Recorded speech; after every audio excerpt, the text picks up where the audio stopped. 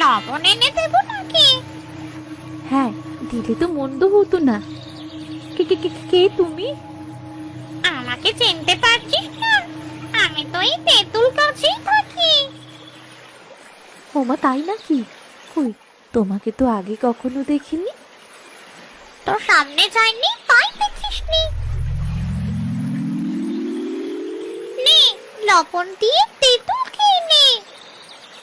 ও মা গো মা, তোমার হাত এত লম্বা! কই, আমার হাতটা তো এত লম্বা না।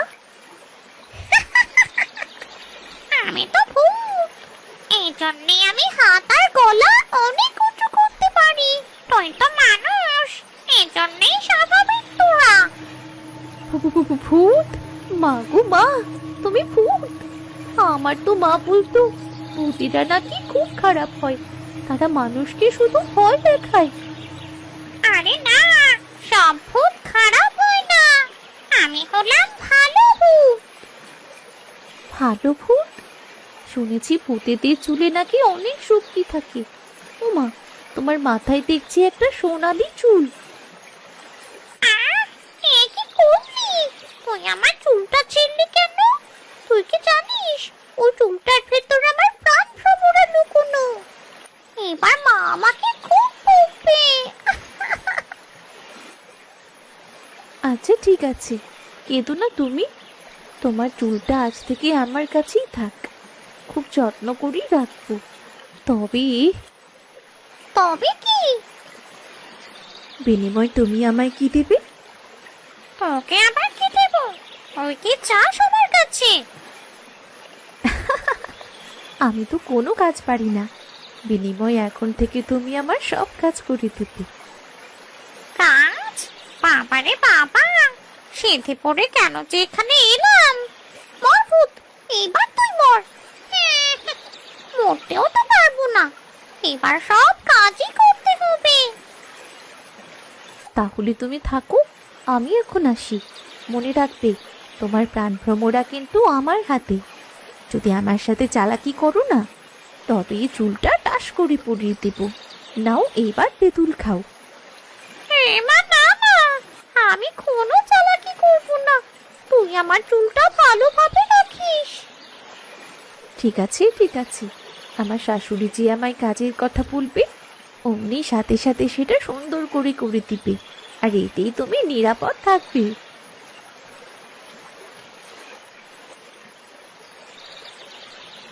মা ঠিকই বলতো, আমি কোনো কাজেরই না।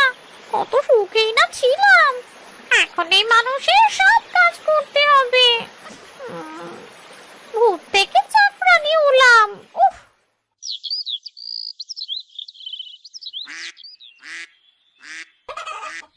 বৌমা, ও বৌমা, উফ, মাজাটা গেল রে। বৌমা, হ্যাঁ মা, বলুন। এই তো আমি। মাজাটা বড্ড ধরেছে। তুমি হাঁস মুরগিগুলোকে খেতে দিয়ে ঘরে তুলে দিও, আর গরুগুলোকে খেতে দিয়ে গোবরগুলো পরিষ্কার করে দিও। ঠিক আছে মা, আপনি কোনো চিন্তা করবেন না। আপনি গিয়ে বিশ্রাম নিন, আমি এক্ষুনি সব কাজ করে দিচ্ছি। তুমি যে কত কাজ করবে সেটা আমার খুব ভালোই জানা আছে। তারপরেও আমি করব না, না শিখলে এই বউ আরো অলস হয়ে যাবে। কই গো ভূতনি, তাড়াতাড়ি এসো। ভূতটা তেঁতুল গাছ থেকে উড়ে এসে তাদের উঠোনের ছোট্ট পেয়ারা গাছে বসে। তার হাত দুটো লম্বা করে টপাটপ হাঁস মুরগিগুলো তুলে গোয়াল ঘর পরিষ্কার করে গরুকে খেতে দিল। ভূতনির এমন কাণ্ড দেখে সীতার চোখ দুটো কপালে ওঠার উপক্রম। সে ঘুরে ঘুরে ভূতনির কাজগুলো দেখল। বাবা গো বাবা, যে কাজ করতে আমার 1 ঘন্টা লাগতো, সেই কাজ তুমি মাত্র 2 মিনিটে করলে। খুব কষ্ট হয়ে গেছে। আহ, এটা 2 মিনিটে হয়নি, এই জন্যই পরিশ্রম করতে হয়েছে। কি গো, চোখ বড় বড় করে এভাবে আমাকে কি দেখছো? আগে কখনো দেখোনি নাকি? এত তাড়াতাড়ি কোথায় গেল সে? ভাগ্যিস আমার বর দেখেনি। কি হলো, এমন ফ্যাল ফ্যাল করে কি দেখো? ধরো বাজারের ব্যাগটা। না না, কিছু না, দাও। বাবা গো বাবা, কি ভার! কি এনেছো ব্যাগে? মাছ এনেছি, দেখো। বড় বড় 2 কেজি মাছ আছে। তাড়াতাড়ি কেটে ভালো করে ঝোল করবে। রাতে মাছের ঝোল দিয়ে ভাত খাবো গো। উহ, একটু বসার কোনো উপায় নেই। এবার নিশ্চয়ই মাছ কাটতে হবে। ঠিক আছে, তুমি ঘরে গিয়ে বসো, আমি এক্ষুনি মাছ কেটে চা দিচ্ছি। ভূতনি, ও ভূতনি! বুঝেছি, আর বলতে হবে না। আজ কেটে চা বানিয়ে রান্না বসাতে হবে তো। এই তো লক্ষ্মী ভূতনি, না বলতেই সব বুঝে যায়। আর হ্যাঁ, শোনো, ওখান থেকে একটা মাছ আলাদা করে রেখো। ভূতনি মাছ কেটে চা বানিয়ে সীতাকে বলল, তোর চা বানানো শেষ। আমাকে ওটা দাও, এটা ওদের দিয়ে আসি।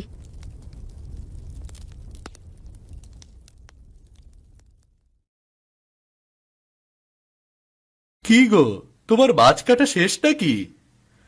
হ্যাঁ, শেষ তো। এবার রান্নাটা বসালেই হয়ে যাবে। বাহ, এত তাড়াতাড়ি!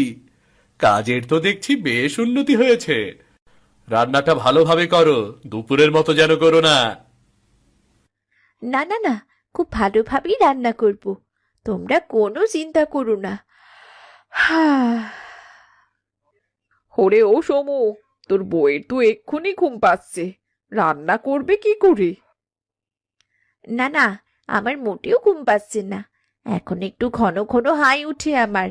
আমি বরং যাই, এবার রান্নাটা সেরে আসি, কেমন?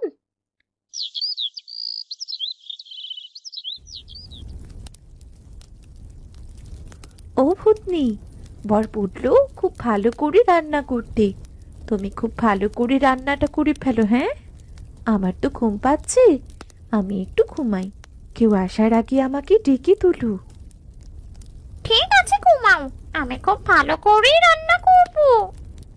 আমি কিনা ভূত হয়ে মানুষের কাজের লোক হয়ে গেলাম। ধুর, আমি ভূত জাতির কলঙ্ক। আমি যে কেন শুধু শুধু ভূত হতে গেলাম। মা ঠিকই বলতো, আমায় দিয়ে শুধু ঘরের কাজই হবে। আজ সত্যি সত্যি তাই হলো। কিরিং কিরিং স্বাদের নরিং, রান্নার ঘ্রাণে ভরক পুরো ঘরিং। ভূতটি মন্ত্র পাঠ করতেই সারা ঘরে মাছের ঝুলি ঘ্রাণে মম করতে লাগলো। সীতার শাশুড়ি ঘ্রাণটি পেতেই, হ্যাঁ রে সমু, তোর বউয়ের রান্নাটা হঠাৎ এত ভালো হলো কি করে? টাটকা মাছের ঝোলে কি ঘ্রাণ! নতুন বউ, ও নতুন বউ। হুম, আমার রান্না করা শেষ, এবার আমি আসি তবে। হুম, বাহ, কি ঘ্রাণ! তুমি তো দেখছি বেশ ভালোই রাখতে পারো। যাই হোক, তোমাকে অনেক ধন্যবাদ। সেই মাছটি কোথায়? ওই তো ওইখানে। যাবার সময় নিজের মাছটাও নিয়েছিও তোমার জন্যে। তুমি তো বেশ ভালো নতুন বউ, আমার পরে দেখছি মায়াও আছে। মায়া থাকবে না? তুমি তো আমার পোষা ভূত, আর পোষা জিনিসের পরে মায়া তো থাকবেই। ভূতটি খুশি হয়ে মাছটি নিয়ে তার গাছে ফিরে গেল। নতুন বউকে যেমন ভেবেছিলাম তেমন না। তার মনটা খুব ভালো। আজ অনেকদিন পর মাছের স্বাদ পেলাম।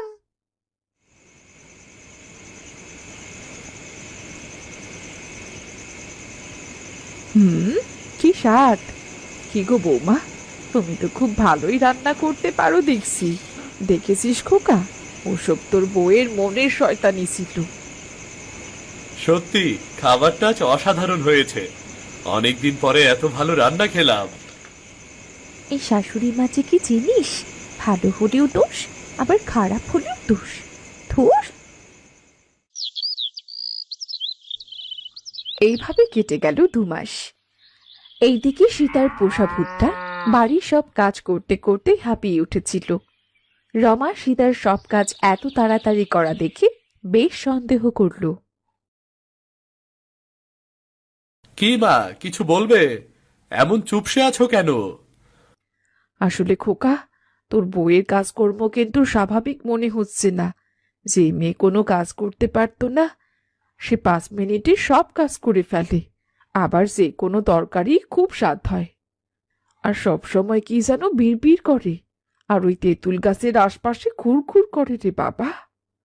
হুম, এতদিনে তাহলে ঠিক ধরেছ। আমিও সেটাই বলতে চাচ্ছিলাম, কিন্তু তোমাকে বলার সাহস পাচ্ছিলাম না। আমার তো ব্যাপারটা ভালো ঠেকছে না। তুই বরং বউকে একটা ভালো সাধু দেখা। দেখি কি করা যায়, তুমি এত চিন্তা করো না।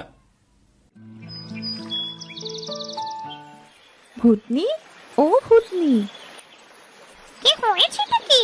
এইভাবে ডাকছিস কেন? তোমার লম্বা হাত দিয়ে আমার একটু গাছের মাথায় নাও না তোমার কাছে। কেন? কি দরকার? রাগ করো না ভূতনি, নাও না, তারপর বলছি। রাগ করেছো আমার উপর? হুম, এই নাও, তোমার জন্য পায়েস রান্না করে এনেছি। আমার জন্য পায়েস রান্না করে এনেছিস? হ্যাঁ গো, এই কমাসে তোমার থেকে অনেক রান্না শিখেছি, সব কাজও শিখেছি। হয়তোবা তোমার মতো অত ভালো হয়নি, তবে খেয়ে বলো না কেমন হয়েছে খেতে। খুব মজা হয়েছে। আমার প্রতি তোমার অনেক রাগ, সে আমি জানি। আজ থেকে তুমি মুক্ত। তোমার সোনালি চুল আজ তোমায় দিয়ে দেব। তোর প্রতি কমাসে আমার অনেক মায়া জন্মেছে, আবার অনেক অভিমানও জন্মেছে। তোরা মানুষ হয়ে একজন ভূতকে এভাবে কাজের মানুষ বানিয়ে রাখলি। আমি তো তখন কাজ পারতাম না, এই কমাসে তোমার থেকে অনেক কাজ শিখেছি। এই তো তোমার সুনামি যে মানুষ ওই ভূতের কাছ থেকে কাজ শিখেছি। হুম, তা অবশ্য ঠিকই বলেছিস। আমি সারা জীবন তোর সাথেই থাকতে চাই। তুই আমাকে এভাবেই পুষে রাখ। তুই যে রোজ আমাকে মাছ দিস, আমার খুব ভালো লাগে। জানিস তো, এত বছর ধরে এখানে থাকি, কিন্তু কেউ আমাকে এইভাবে ভালোবাসেনি। আমি তোর সব কাজেই তোকে সাহায্য করব। আচ্ছা বাবা, আচ্ছা, এখন থেকে আমি কাজ করব। আমার যে কাজটা খারাপ হবে তুমি সেটাতে আমায় সাহায্য করবে। এরপর দুপুর পেরিয়ে বিকেল, প্রায় সন্ধে হতে চলল। তখন সীতা ও ভূতনি বসে খোশ গল্পে মেতেছে। আর ঠিক সেই মুহূর্তে বাড়ি থেকে সীতার ডাক পড়ল। সীতা, সীতা, সীতা, কোথায় তুমি? আমি এখন যাই ভূতনি, আমার বর ডাকছে, আমাকে তাড়াতাড়ি নামিয়ে দাও। আমি আসি তাহলে, পরে আবার দেখা হবে। সীতা 1 পা 2 পা করে বাড়ির ভেতর ঢুকেই দেখল সমু একজন সাধু বাবাকে নিয়ে বাড়ি এসেছে। সাধু একটা আগুনের কুণ্ডলীর সামনে বসা। আরে, ইনি কে? আর এমন আগুন ফাগুন কেন জ্বালানো সামনে? বেশি কথা বলো না, সামনে বসো। কিন্তু মা, মা যা বলে তাই শোনো, সামনে বসো।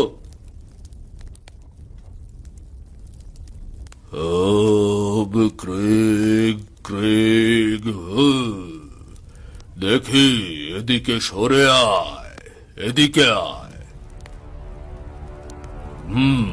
যা ভেবেছিলাম তাই। ওই তেঁতুল গাছে একটা ভূত আছে, এটা ওর ওপর ভার করেছে। ওই ভূতটিকে এখনই বোতল বন্দি করতে হবে। না না, এসব মিথ্যে কথা, ওখানে কোনো ভূত নেই। ওগো, উনি এসব কি বলছে? এই ছোকরা, একে ঘরে নিয়ে বন্দি কর, বাকিটা আমি দেখছি।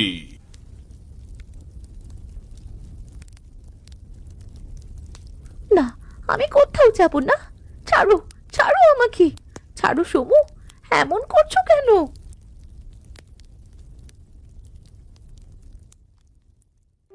সমু, সমু, দরজা খোলো। না, আমাকে একটা কিছু করতেই হবে। ওই প্রাণভ্রমরা, হ্যাঁ হ্যাঁ, ওই প্রাণভ্রমরাকে বললেই কাজ হবে। প্রাণভ্রমরা, ভূতনির জীবন সংকটে আছে, তুমি এক্ষুনি ভূতনিকে ওখান থেকে সরতে বলো। বুঝেছি নতুন বউ, তোমাকে অনেক ধন্যবাদ। না, এই গাছে কিচ্ছু নেই। আমার সাধনা কি করে ভুল হতে পারে? অহেতুক এতগুলো টাকা আপনাকে দিলাম। ধুর, বাড়ি আয় খোকা। তুমি থাকতে আমার কোনো ক্ষতি কেউ করতে পারে না, মোটেই না। আমি তোমার কখনো কোনো ক্ষতি হতে দেব না। সারা জীবন আমার সাথে তোমাকে এইভাবেই বেঁধে রাখবো।